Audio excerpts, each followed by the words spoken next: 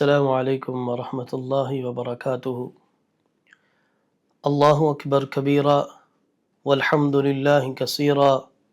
وسبحان اللہ بکرۃ واصیلا وصلی اللہ علی سیدنا محمد وعلی آلہ وصحبہ وسلم تسلیما کثیرا۔ اما بعد فاعوذ باللہ السمیع العلیم من الشیطان الرجیم من حمزہ ونفخہ ونفثہ بسم اللہ الرحمن الرحیم۔ اذ یتلقى المتلقیان عن الیمین وعن الشمال قعید ما یلفظ من قول الا لدیہ رقیب عتید۔ اللہ رب العالمین نے سورہ قاف کی ان دونوں آیات میں یہ ارشاد فرمایا ہے کہ اذ یتلقى المتلقیان عن الیمین وعن الشمال قعید، جب دو ہر قول اور فعل کو لینے والے بات کو لیتے ہیں تو انسان جو بھی اس کے متعلق گفتگو کرتا ہے یہ نگران فرشتے اس کے اوپر بات کو لینے کے لیے بالکل تیار ہوتے ہیں۔ ما یلفظ من قول الا لدیہ رقیب عتید، اور انسان جو بھی اپنے منہ سے اپنے زبان سے جو کلمات کو ادا کرتا ہے یہ فرشتے اس کو اپنی کتابوں کے اندر تحریر کر لیتے ہیں، لکھ لیتے ہیں، جو ذمہ داری اللہ رب العالمین نے ان کی لگائی ہوئی ہے۔ اللہ تعالیٰ قرآن مجید کے دوسرے مقام پر ارشاد فرماتے ہیں وَإِنَّ عَلَيْكُمْ لَحَافِظِينَ كِرَامًا كَاتِبِينَ يَعْلَمُونَ مَا تَفْعَلُونَ۔ اللہ رب العالمین نے انسان کے کندھوں کے اوپر دو محافظ مقرر کیے ہیں جو ہر ایک چیز کو لکھتے ہیں۔ انسان جو بھی فعل کرتا ہے، جو بھی بولتا ہے، اور یہ بات یاد رکھیں جو اللہ تعالیٰ نے ہم کو زبان جیسی ایک نعمت عطا کی ہے جو کہ وزن میں بالکل ہلکی ہے، جس میں کسی چیز کی کسی قسم کی کوئی ہڈی نہیں ہے، لیکن اللہ تعالیٰ نے اس زبان کے اندر تاثیر بھی رکھی ہے اور اس زبان کے غلط استعمال کی وجہ سے انسان کی تاثیر کو ختم بھی کیا ہے۔ لیکن یہ بات یاد رکھیں کہ زبان انسان کی عزت اور ذلت دونوں کے لیے یہ سبب بنتی ہے۔ اگر انسان اس نعمت کو جانے جو کہ اللہ رب العالمین نے انسان کے اوپر کی ہے، اللہ تعالیٰ قرآن مجید کے ایک مقام پر فرماتے ہیں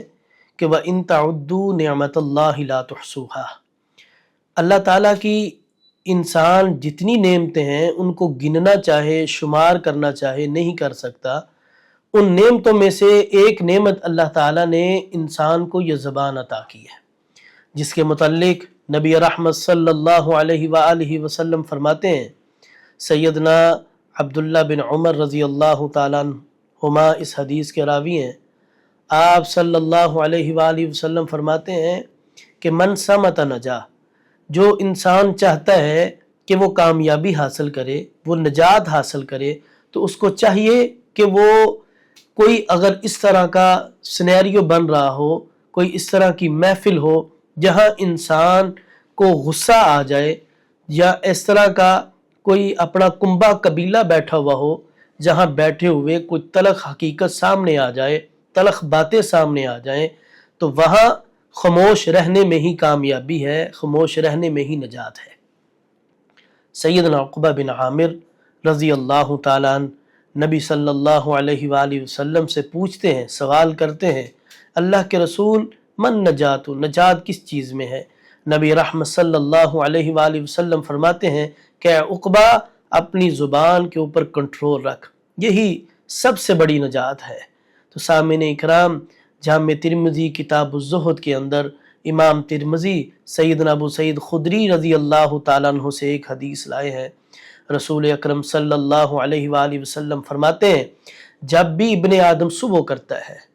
تو ابن آدم جب صبح کرتا ہے تو زبان کے سامنے پورا کا پورا وجود یہ آ کے اس سے یہ مخاطب ہوتا ہے اور کہتا ہے اتق اللہ فینا، اللہ کے سامنے ہمارے بارے میں ڈرنا، اللہ تعالیٰ سے ہمارے معاملات میں ڈرنا، اللہ رب العالمین سے ہمارے متعلق صحیح معنوں میں اپنے دل کے یعنی اپنے اندر جو ہے وہ ڈر لے کر کے آنا، کہ رسول اللہ صلی اللہ علیہ وآلہ وسلم فرماتے ہیں کہ زبان کے سامنے پورا وجود یہ منت اور سماجت کرتا ہے کہ اگر تو آج سیدھی رہی تو ہمارا دن بھی اچھا گزرے گا، اگر تیرے اندر آج ٹیڑھا پن آ گیا تو ہماری بھی خیر نہیں ہے، ہماری بھی شامت آ جائے گی۔ مثال کے طور پر یہ سمجھیں کہ انسان گالم گلوچ کرتا ہے، گالیاں نکالتا ہے، اور جب اس گالیاں نکالنے کے بعد جب لڑائی جھگڑا ہوتا ہے تو سارے کے سارے جو ہے جسم کے اوپر حملہ آور ہوتے ہیں، جسم کو سزا دیتے ہیں۔ اس لیے جسم پورا کا پورا زبان کے سامنے کھڑا ہو کے یہ التجا کرتا ہے، یہ اس سے گزارش کرتا ہے کہ آپ کی مہربانی ہوگی۔ اللہ تعالیٰ سے ہمارے معاملات کے بارے میں ڈرنا۔ نبی رحمت صلی اللہ علیہ وآلہ وسلم فرماتے ہیں کہ آپ نے فرمایا من کان یؤمن باللہ والیوم الآخر، جو شخص اللہ اور یوم آخرت پر ایمان رکھتا ہے، فلیقل خیرا او لیصمت، اس کو چاہیے یا تو اچھی بات کہے یا خاموشی اختیار کر لے۔ اس کا مطلب کیا ہے؟ سامعین اکرام، جو بھی انسان اپنی زبان سے گفتگو کرتا ہے، جو کلمات نکالتا ہے، اگر ان کا استعمال صحیح نہیں ہوگا تو انسان کا اس کے اوپر محاسبہ کیا جائے گا، انسان کی پکڑ کی جائے گی۔ اللہ رب العالمین قرآن مجید کے اندر ارشاد فرماتے ہیں وَكُلَّ إِنسَانٍ أَلْزَمْنَاهُ طَائِرَهُ فِي عُنُقِهِ وَنُخْرِجُ لَهُ يَوْمَ الْقِيَامَةِ كِتَابًا يَلْقَاهُ مَنْشُورًا اقْرَأْ كِتَابَكَ كَفَى بِنَفْسِكَ الْيَوْمَ عَلَيْكَ حَسِيبًا، ہر انسان کا نامہ اعمال اس کی گردن کے ساتھ لٹکا دیا جائے گا۔ یہ کون سا دن ہوگا؟ یہ قیامت کا دن ہوگا، اور قیامت کے دن اس کا جو نامہ اعمال ہے، اس کی جو کتاب ہے، اس کے سامنے کھول دی جائے گی، وہ اپنے نامہ اعمال کو کھلا ہوا پائے گا، اور پھر اللہ تعالیٰ فرماتے ہیں اس سے کہا جائے گا اقرا کتابک کفی بنفسک اليوم علیک حسیبا،